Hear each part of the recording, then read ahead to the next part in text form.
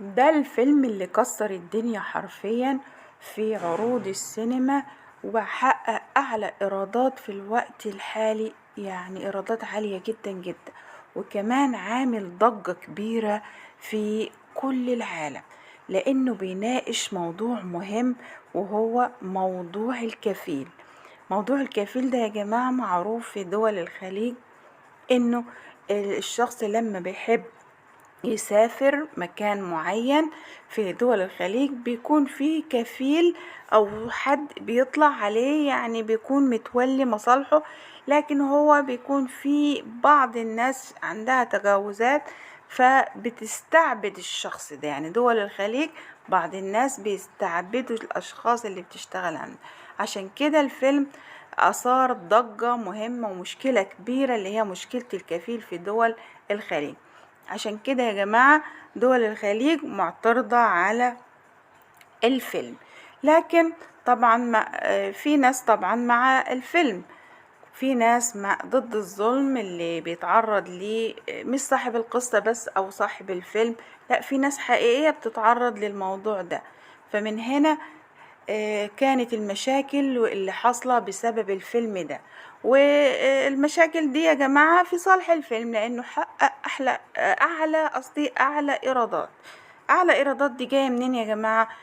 جاية لأن القصة زي ما قلنا قبل كده قصة حقيقية لشخص حقيقي سافر دول الخليج، وتعرض للي انت، يعني مش كل اللي شفتوه في الفيلم طبعا، في طبعا حبكة لازم تكون في الفيلم، الظلم والقهر اللي هو كان فيه، ان في حد كفيله ملقيهوش، لقي واحد تاني فاشتغل معاه شبه العبودية كده في الصحراء، وملوش حقوق، فاضطر للهرب. وطبعا الفيلم لعب على المشاعر الحساسة المحزنة في نفس الوقت، يعني كان في حزن كبير، وده اللي أثر في نفوس كل اللي بيشوف الفيلم، وتأثر بموضوع، يعني هو أثار موضوع الكفيل ده، يعني المشاعر المحزنة اللي موجودة في الفيلم عملت ضجة كبيرة يا جماعة.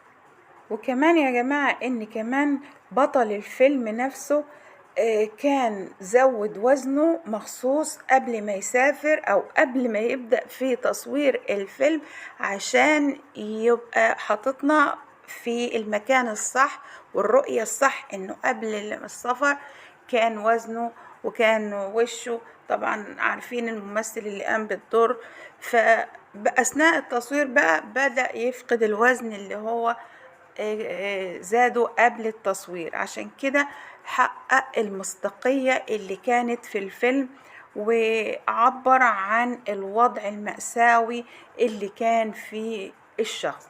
والشخص ده طبعا كان معاه يا جماعة مجموعة من الناس اللي ساعدته في السفر، او ساعدته في المحنة قصدي، اللي هم اصدقائه. طبعا شفتوا المشاهد الصعبة اللي احزنت الجميع، وخاصة صديقه ابراهيم، اللي كان داعم ليه وبصيص الامل في حياة بطل الفيلم.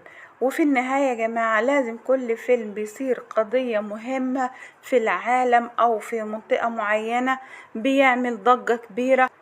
وفعلا يا جماعة الفيلم مدته 3 ساعات، لكن كان مؤثر جدا جدا، وناقش قضية مهمة جدا جدا، وكمان تأثيره ممكن يكون سنين أو يكون سبب في حل مشكلة الكفيل في دول الخليج. يحاولوا يصلحوا الموضوع لو في بعض التجاوزات. وفي النهاية بشكركم جدا، وأتمنى أنكم تحطوا لايك واشتراك لو عجبكم الفيديو، ولو انت مع القضية او ضد القضية اكتب لنا رأيك في التعليقات. والسلام عليكم ورحمة الله وبركاته.